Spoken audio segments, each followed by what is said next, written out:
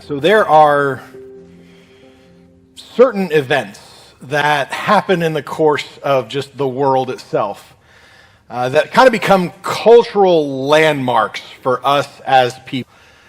Things happen, people make decisions, actions take place, and suddenly that's all that any of us can talk about. And they're so significant sometimes that we can remember where we were, what we were doing, maybe even what we were wearing when those events take place. But I've kind of noticed something as somebody who's lived through several what we call once-in-a-generation events. As a millennial, can I just say I'm getting generation events?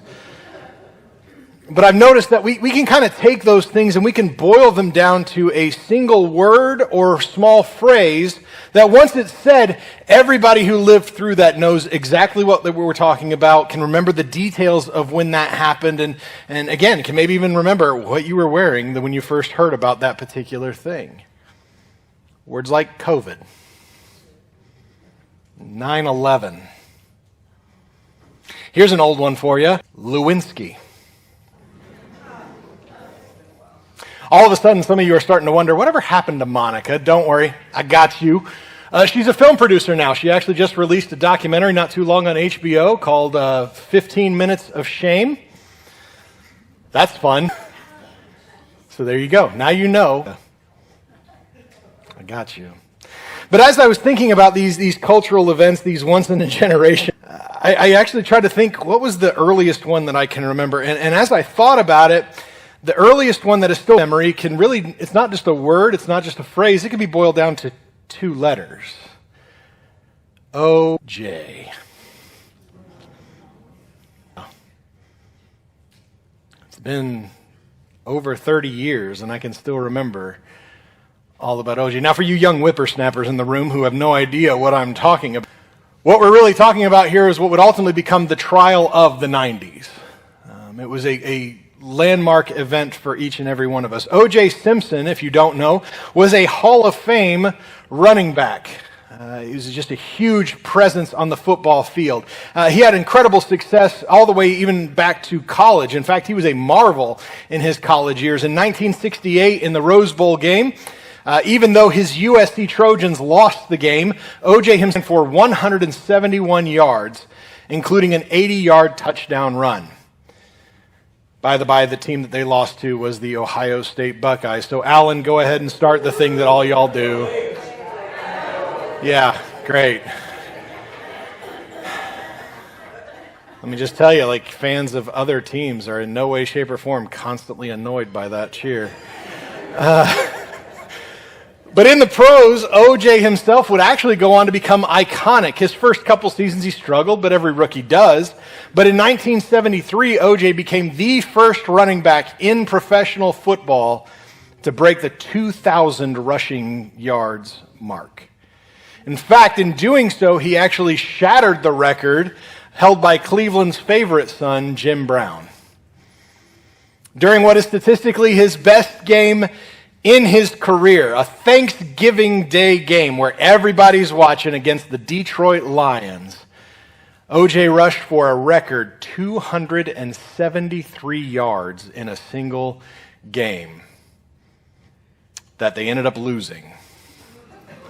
And right about now, there's a lot of fellas in this room who are wondering, how can your running back rush for 273 yards and you still lose the game? He played for the Buffalo Bills, and that franchise always finds a way to lose games. Historically, 4 Super Bowls in a row. It's just impressive, right? But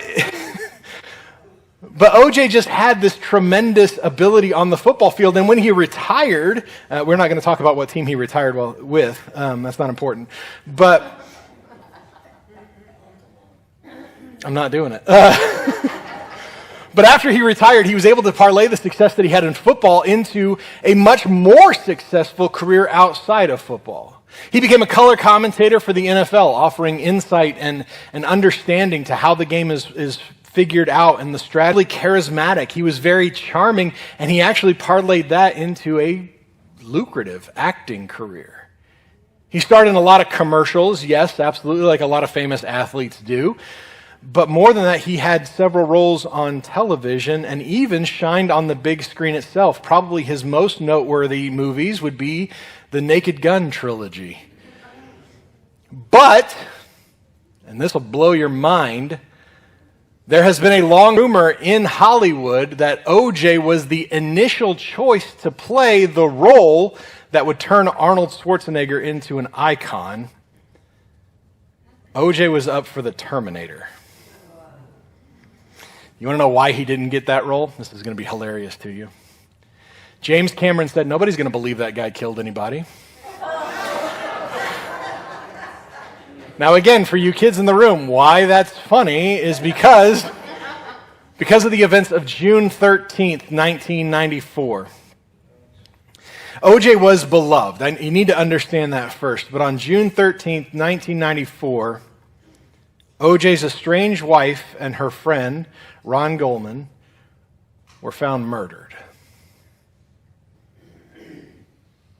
And not just murdered, brutally murdered. Within hours, the police named that the only person of suspect that they had, O.J. himself. In fact, throughout the investigation, nobody else was even considered as a person of interest during the course of this investigation. O.J. happened to be in Chicago in the moment when they were looking for him, and when he flew back, he was immediately brought in for questioning. A couple days later, on June 17th of 1994, O.J. himself would flee from police in his white Ford Bronco. Now again, to give you an idea of just how big a figure O.J. was and how significant this was, when O.J. made his flee from the police, they interrupted the 1994 NBA Finals. Now we're just a year removed from Jordan's first retirement, and already we're interrupting the NBA Finals to talk about O.J.'s running away. In fact, there have been some in the media who have called it the most famous ride on American shores since Paul Revere. Resulting trial, a spectacle, would be an understatement. Everybody was talking about this thing. When the trial was going on, it got all kinds of ratings. It was one of the first nationally televised trials in American history. Everybody was watching as these arguments were taking place and as these things were happening. And when the trial was done for that day, all the news media pundits were talking more about it. I'm pretty sure that O.J. is the reason why Geraldo was a thing. Or at least as big a thing. Because it was on everybody's mind constantly as the trial was commencing, because we all wanted to find out, could this possibly be true? During the course of the entire trial, O.J.'s legendary defense team did everything that they could to try to shift the narrative. To say that this wasn't really about a murder trial, this was really about racial profiling. That O.J., because he was black, was being held accountable for these crimes that he could not have committed. Whereas the prosecution did everything they could to try to keep things focused on the facts and evidence. But because the trial took place, I watched a documentary not long ago, a documentary series. It's on Netflix. It's great. I can't remember the name of it. Just look for O.J. in the documentary. You're welcome. During the course of the smartest thing that O.J.'s defense did was not the glove situation. It was not made. It was that they requested a speedy trial. One of the rights that you have as an American citizen is if you're arrested, you have the right to a speedy trial. And because the defense pushed for a speedy trial, they did not have time to process all of the evidence. But they presented enough evidence that by and large, most American people were under the belief, I'm pretty sure O.J. did it. I mean, Norm Macdonald made a career out of it, right? He got fired from Saturday Night Live because he believed O.J. did it. So I remember being in fourth grade on October 3rd, 1995. I was in fourth grade, and I distinctly remember a member of the school faculty poking his head in every single classroom, including mine, saying, they're about to announce the verdict. My fourth grade teacher, Mr. Wilson, stopped teaching class, went over and turned on his radio and said, "This is likely one of the most significant events of your generation." He didn't know. It was 94. We thought OJ was going to be the biggest thing ever for us. I'm tired, everybody. And we were all tuned in because this was such a big event that we were even talking about it at recess in fourth grade. All of us believing, OJ did it, man. And so when we heard the verdict, not guilty, you could hear a pin drop in our classroom. All these little fourth graders at Taylor Elementary School in Kokomo, Indiana, were left completely dumbfounded.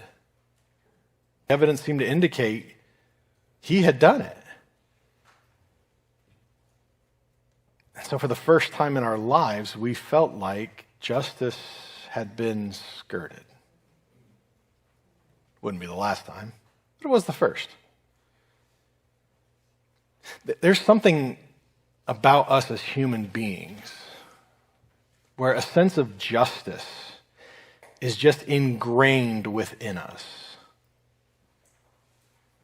Right? We want to know what's right, what's wrong. We want to be able to know that the bad guy is going to get punished when he does something he should not do.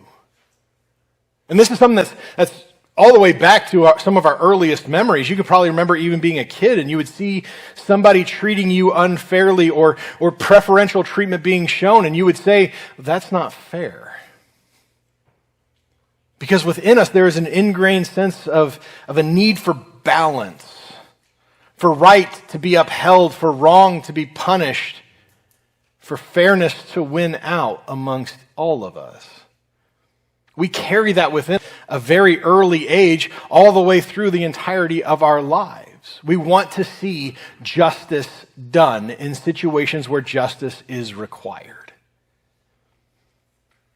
Where the rub comes in oftentimes for us is that what defines that term justice may be different for different people. Let's say, for instance, that a guy is arrested for murder. He's put on trial. He is found guilty. For some, the punishment for that should be that he is thrown away into a jail cell for the rest of his life, living it out, forever knowing he is never going to be able to go home. He is never going to be able to have a life outside of prison bars, where he's fed 3 square meals a day, is allowed plenty of exercise, libraries to keep himself entertained, all at taxpayer dollars. But there's a whole other camp who think that once that same murderer is arrested and put on trial and found guilty, well, then his next step ought to be being strung up, or taking a shot, or being put into the most uncomfortable chair that humans have ever devised. Snuffing him, not allowing an opportunity for him to make amends, or to at least try. And so ultimately, one of the hardest questions that we wrestle with as human beings is who determinedly is, what it looks like, what it means. We want justice to take place in our world. We want justice to reign supreme. But what is justice? And really, that's at the heart of where we're going to wind up in our text today. We're going to find ourselves in Genesis chapter 17 and 18. And so if you got your Bible, go ahead and open up to there. But while you're doing that, I'm going to do everything I can to summarize where we've been, to give you a clear understanding of what's going on around here. But I got to move quickly because we got a lot of ground to cover today. Realistically, this whole series could have been about 4 or 5 more weeks longer than what it's going to wind up being. But we're going to stick today. So when we meet Abram, all the way back in Genesis chapter 12, he is going by that name, Abram. In Genesis 12, he hears from God telling him to leave everything and everybody that he's ever known and head elsewhere. God will tell him where he's supposed to go once he gets there. Abram trusts God enough to do that. And that, again, is still, we've moved on from that. Yes, we're a month away from that. But that still blows my mind, right? Go that way, I'll tell you when to stop. Okay. But then later on, he doesn't trust that God enough to get him and his wife through Egypt during a famine. Nothing good ends up coming of that. God then informs Abram some 10 years later that the promise of offspring that he had given him all the way back in chapter 12, that's still coming.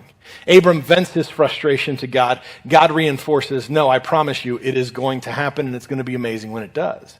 And so Abram and his wife Sarai, they come to the belief that maybe it's through Hagar, Sarai's servant, that maybe this is how the promise of God is going to be. They have a child together, and it turns out nothing good comes from that either.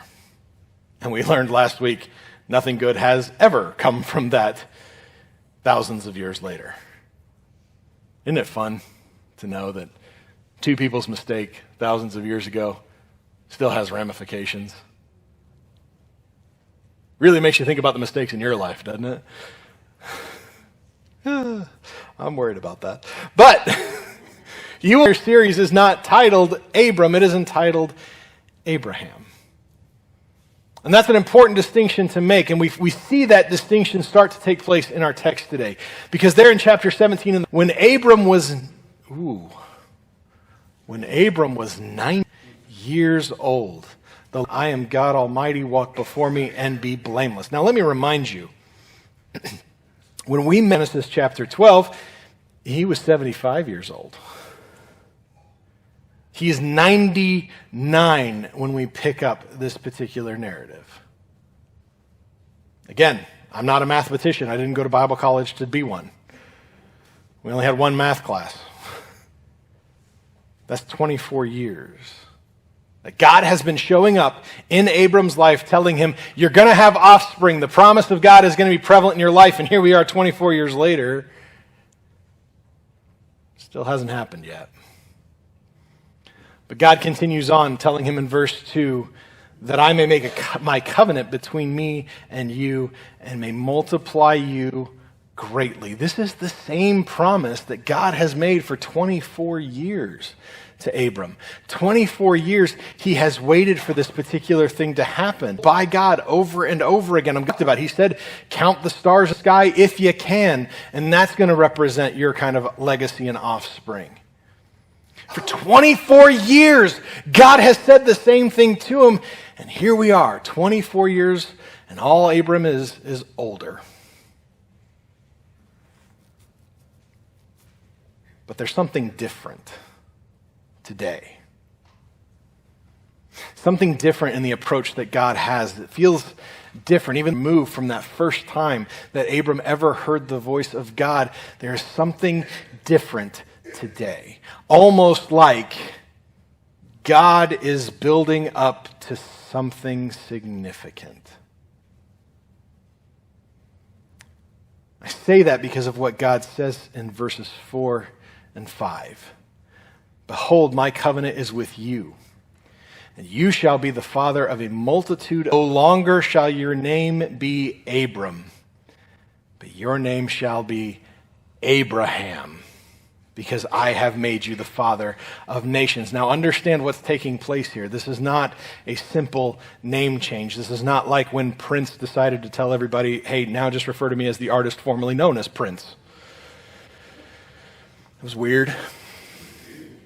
It's not like when Garth Brooks decided to tell everybody, hey, call me Chris Gaines. I thought I should throw that in there because I'm guessing some of you are country fans. I am not, but you're welcome.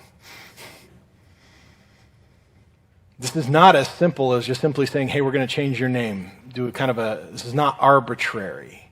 Because the name Abram itself actually means exalted father. And up till now, that name had to kind of feel more ironic than anything else. He's called exalted father, but up till now, he's only had one kid that he wasn't supposed to have. None of that feels exalted to me. But when God says, we're now going to call you Abraham, the name Abraham means father of a multitude. This is cementing the covenant between God and Abram. This is cementing what God promised Abram 24 years ago. He is no longer to be called exalted father of a multitude. And they would end up sealing this whole name change through the act of circumcision. Personally, a handshake would have been fine with me, but God is not done here just yet. He goes on to change Sarai's name to Sarah, which is really beneficial to me because it is so hard to say Sarai, because your brain naturally wants to say Sarah. But he tells Abram in verse 16, I will bless her, and moreover, nuts, I will give you a son by her. I will bless her, she shall become nations, kings of people shall come from her. Abraham, it's going to get hard now, is told that Sarah is about to be the one to bear him the son of the covenant that God has made with him. Now let me remind you, Abraham is 99 years old here. And we talked about this but Sarah herself is about 10 years younger than her husband. That makes her 90 years old. And as a 90-year-old woman, God is saying, you're going to have a baby. What? That's ridiculous, isn't it? The ladies in the room are going, yes. The fellas like, I don't know, maybe. No, it's ridiculous that a 90-year-old woman is somehow going to be pregnant. That's a choice. Again, Abram is 99, Sarah is 90. Abram is old enough that this should not be happening in his life. This would be like Ray finding out he's going to be a father again.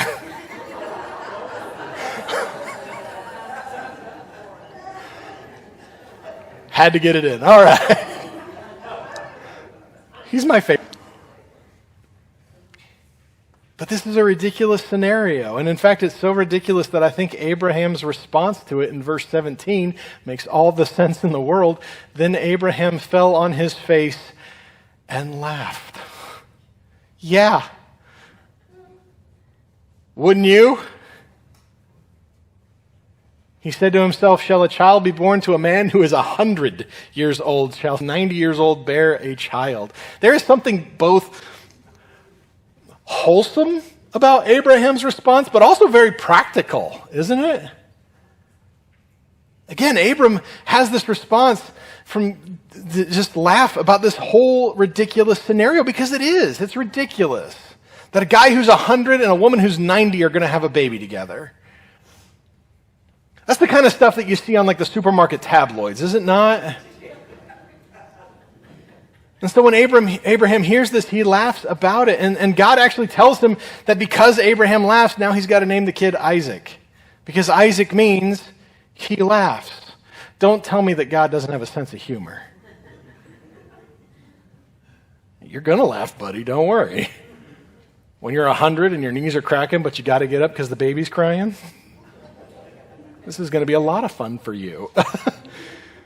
But not long after this, God again comes to speak to Abraham, but in a holy use too, we actually read, he being Abraham, lifted up his eyes and looked, and behold, 3 men were standing in front of him. When he saw them, he ran from the tent door to meet them and bowed himself to the earth. God has come before Abraham as a man in this scenario. And there is some speculation with the guy who actually shows up, the man who shows up for Abraham, would that have been him? I don't know, but it's fun to think about, isn't it? But Abraham looks up and there's 3 guys there with him, and something in him stirs and it recognizes that the guy in the middle, that's God. Because he again reiterates to Abraham exactly what he had just promised him, that this time next year, you're going to have a baby. This time next year, your wife, Sarah, is going to have a child. In a particular instance, Sarah herself overhears this, and again, has a great response. I love the way that it's worded in verses 11 and 12. It says, now Abraham and Sarah were old. I just love the bluntness of that. They were old, advanced in years. The way of a woman had ceased to be with Sarah. So Sarah laughed to herself, after I am worn out and my Lord, shall I have pleasure? I don't know why, but that line, the way of the woman had ceased to be with Sarah, There's something about that. I just love it. It tickles me. It makes me fun. It's funny to me. I don't know why. But it is fun that God has told Abraham twice now, once when Sarah is listening, what's going to happen, that God is going to do this thing that he has promised him for 25 years. And the response is that they laugh at it. But as we get deeper into chapter 18, that laughing stops, and it stops cold. Because as God and the two other men that are with him, as they're getting ready to leave Abraham, God pauses for just a moment. And it says in verse 17, the Lord said, "Shall I hide from Abraham what I am about to do?" There are very few things in the world that drive me more insane than when somebody texts, "I want to talk to you sometime."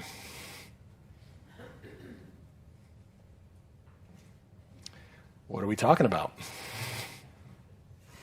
Like, no matter what's going on, I immediately start thinking about, what did I do wrong? Right? And God has just said to Abraham, or at least near Abraham, within earshot of him, should I tell Abraham what I'm about to do?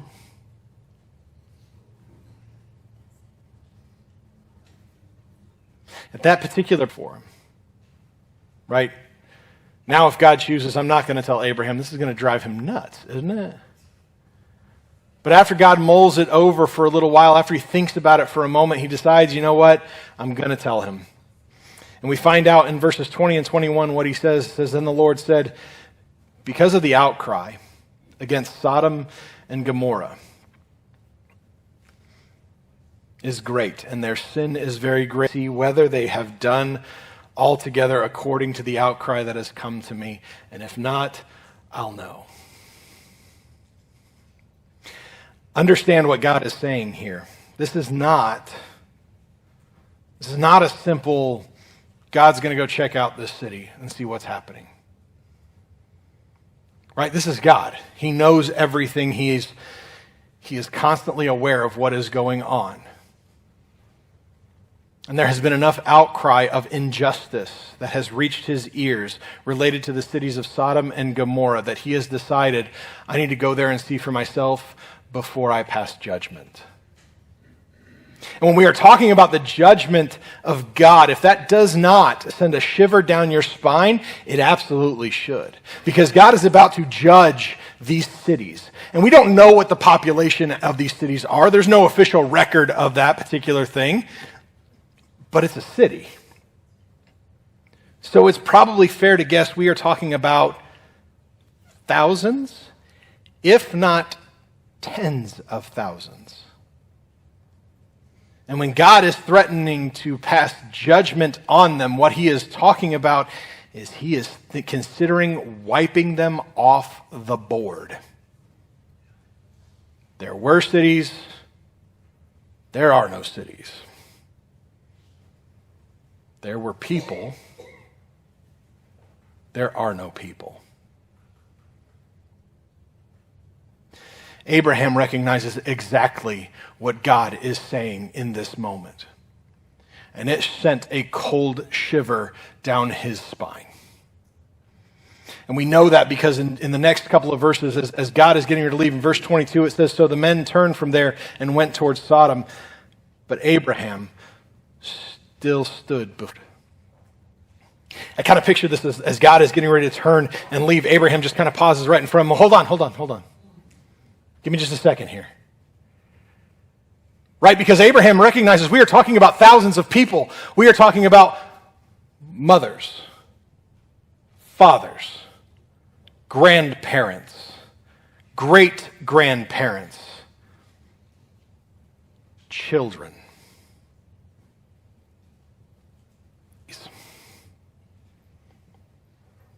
And God is saying he is about to pass judgment on these cities. And so Abraham does what I think any single one of us would have done in that situation if we really, truly felt the weight of what God is talking about here. He does exactly what we would do. He pleads.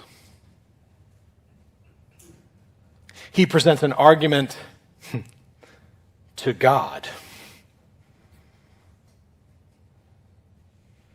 Because he is desperate.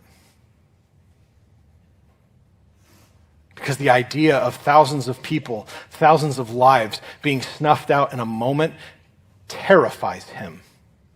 As well, Abraham begins this entire argument in verse 23. It says, will you indeed with the wicked? Abraham understands there are bad people in Sodom and Gomorrah, right? We love Lexington. There are probably bad people in Lexington, or at least people that we would consider to be bad. Certainly there are bad people in Mansfield. Of Ohio, there are bad people in Ohio.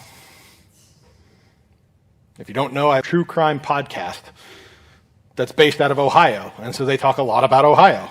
There are bad people. Will you indeed sweep away the righteous along with the wicked? They can't all be bad. They can't. They can't all be bad. Surely there are good people in Sodom and Gomorrah. Certainly there are people who are righteous, who are God. There have to be. Statistics dictate that, do they not? And so he basically comes up to this, what if there's 50 good people in Sodom and Gomorrah? 50, right? A sea of thousands of people, surely there are 50 good people there. Are you going to wipe out everybody, including those 50 good people? I love the pleading that he does in verse 25. He says, far be it from you to do such a thing, to put the righteous to death with the wicked, so that the righteous fare as the wicked do. Far be that from you. Shall not the judge of all the earth do what is just? Man, Abraham he is pleading, is he not? And he makes a good point. He even calls in God's title of judge into the whole. That he is not going to be the one to do this sort of thing. And so God tells Abraham, look, if there's 50 righteous people, I'll spare the whole city. If there are only 50 people who are living in a good and worthy manner, I'll spare it all. Cool. Abraham knows Sodom and Gomorrah, right? He lives in that region, is living, and so there's every chance in the world that Abraham himself has had to go into Sodom and Gomorrah for one reason or another. Maybe that's where the nearest Walmart was. But he knows those cities. And God says, yeah, I'll spare it if there are 50 righteous people. And suddenly Abraham starts to doubt Sodom and Gomorrah and goes, well, what if it's 45? What if it's 45? God says, well, for 45, I'll spare it. What if it's only 40? And 30? And 20? And finally, Abraham just goes, God, what if it's only 10? What if in a city of tens of thousands of people, there are only 10 righteous people? Are you going to wipe it out? It's a fair question, isn't it? Right? What Abraham is essentially asking God in all of this is, where do you draw the line? Where does judgment take over? Right? It's that same question that we wrestle with. How do we determine justice? If God says that justice is wiping out these cities, but sparing it if there's 50, 45, 40, 30, 20 righteous people within it, where do we draw that line? And so Abraham pleads with God one final time, what if there's only 10? And God tells him a completely honest, and I believe a merciful answer at the end of verse 32. For the sake of 10, I will not destroy it. Thousands of people, thousands of lives that we are talking about. And if God, the creator, the judge of all the earth, the one who knows every thought, breath, moment that we have had, will have, and are currently having, if he can only find 10 out of thousands, He will spare the thousands for the sake of 10. Is that not mercy?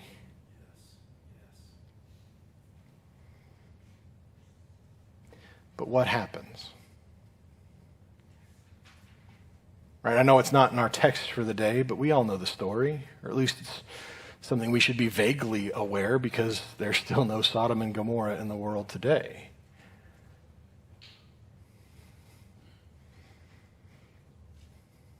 God destroys in Gomorrah. Really think about that.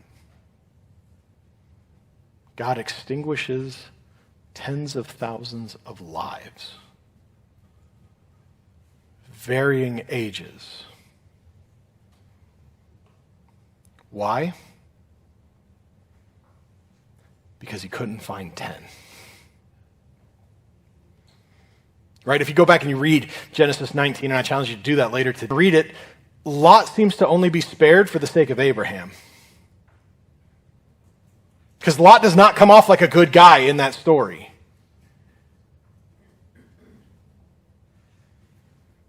God wipes it out, off the map, ending thousands of lives in a complete, entire annihilation.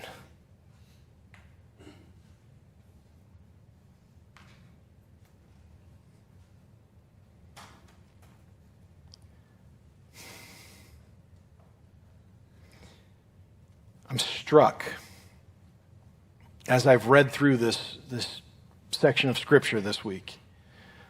I am struck by what Abraham did whenever God said he's going to wipe out entire cities worth of people. He made his plea, and that's the right thing to do. Absolutely, you should make a plea when we are talking about that many lives. But what did he do as he made that plea? Right? God is telling him, if I find this many righteous people, if I find this many good people, I'll spare the whole city. And what does Abraham do? He keeps doing what we do. He keeps lowering the bar. I'm willing to bet that if we did a very honest and a very informal survey, and I asked by show of hands, how many people in this room consider yourselves to be a good person? Most, if not all of you, are going to raise your hand, right? Yes? No? Okay. Elbow your neighbor, he's asleep. I love this perspective too, because I know exactly who falls asleep every Sunday. Receipts are coming. No, we all, at heart, if we're being truthful with ourselves, we consider ourselves to be a good person. Even if we say that we're not a great person, even if we say, you know what, maybe I'm not that great, we will always follow that up by saying, but I'm not as bad as. And so comparatively, that makes us a good person. But let me ask you this question. If you consider yourself to be a good person, do good people lie? Is that something a good person would do, is lie? Ryan, do good people lie? They do? Well, that was not the answer I expected. We would consider dishonesty to not be a trait of something that is good. Have you lied? We don't even live up to our own measurement of what a good person is. We set the bar ourselves, and then we don't reach it. And so what do? We lower the bar. Right? Ryan just said, good people lie. I'm guessing you've lied before. You got your wife and your mom next to you, I get that. So. We constantly lower the bar for what we consider to be good. Our own judgment of what is good is constantly changing, and we are allowing more and more stuff. And if you don't believe me, look at the last 50 years of human history. We could go back thousands of years if we wanted to. I don't think we need to. Just go to the last 50. And you will see that culturally, consistently lowering the bar of what constitutes good people.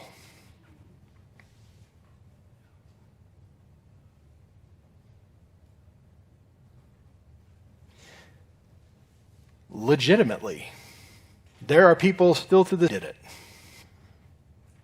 He wrote a book. I did it. Here's how. Again, go back and watch that dance too. There's a ton of evidence that did not make it into the trial. All of it points to one possible conclusion.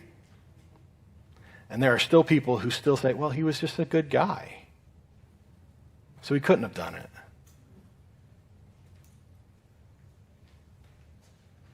We constantly lower the bar of good people in our lives to the point that we will change what we define as a good person, or we will ignore things that we don't like because we refuse to believe they couldn't be a good person. We do that with ourselves all the time. You've heard me say, you'll hear me say again, each one of us is the hero in our own story.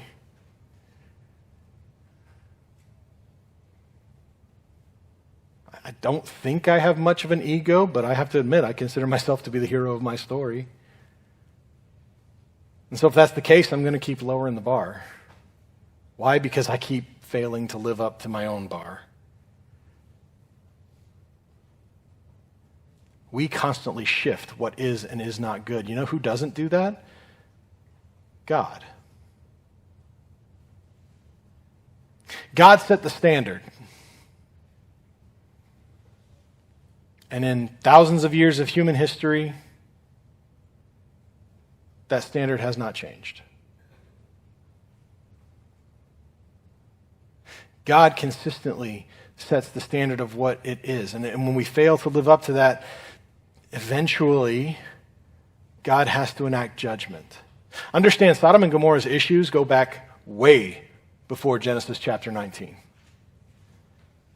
This is a city that was notoriously known for being one of the hardest cities to be in because people either treated you like garbage, they treated their family like garbage, they treated human bodies like garbage. And again, we are given just a brief window into it in Genesis 19. And it's so bad that God says, I have to wipe it out. Is that justice?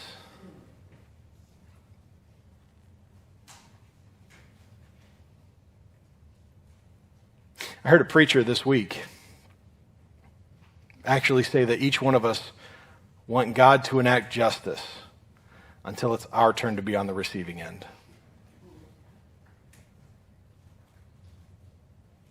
And we can even say, we're talking about thousands of lives here again. We're talking about lives that have not even lived a full year, more than likely. And God wipes it out. Is that really justice? Maybe the question that we are really having to answer, maybe the question that we are really struggling through, not just in this narrative, but throughout our lives, is the simple question, do we trust in God's judgment?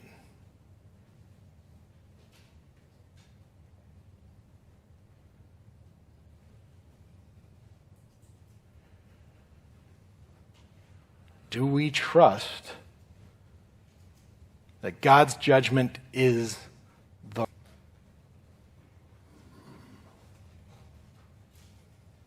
Here's the reality. God's judgment of us. I can tell you what God's judgment is of you. Because it's there in Romans chapter 3, verse 10. None is righteous.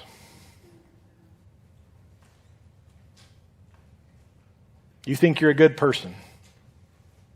God begs to differ.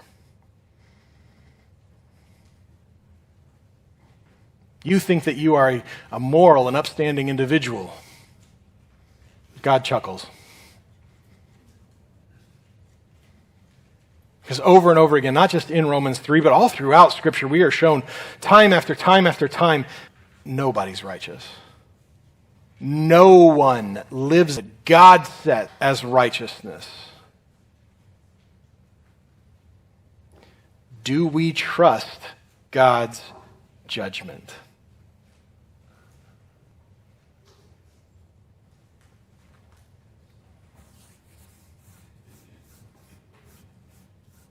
I like the sermons where everything is happy and we get the holy goosebumps, right? Right? We all like to leave church on Sunday morning feeling good about what we heard. So if I can give us any sort of semblance of that, I will say in God's judgment, none of us are righteous. But thankfully, blessedly, Jesus. Because of God's great love for us. And that is a weird dichotomy to talking about God's judgment that would wipe out thousands of people, and in the same time we're talking about God's love. But because of the love that God has for us, we are made righteous through Jesus. Because of what he did on the cross. Romans 3 verses 21 through 24. But now the righteousness of God has been manifested apart from the law. Although the prophets bear witness to it. The righteousness of God through faith in Jesus Christ for all who believe. For there is no distinction, glory of God, and are justified by his grace as a gift through the redemption that is in Christ Jesus. God's judgment is that all of us are unrighteous. All of us are worthy of being removed from the board. But Jesus,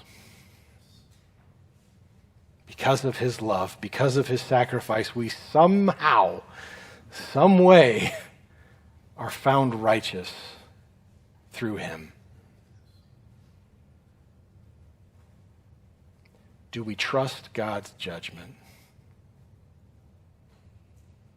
Psalm 75 verse 7 says this, and we will close with it today.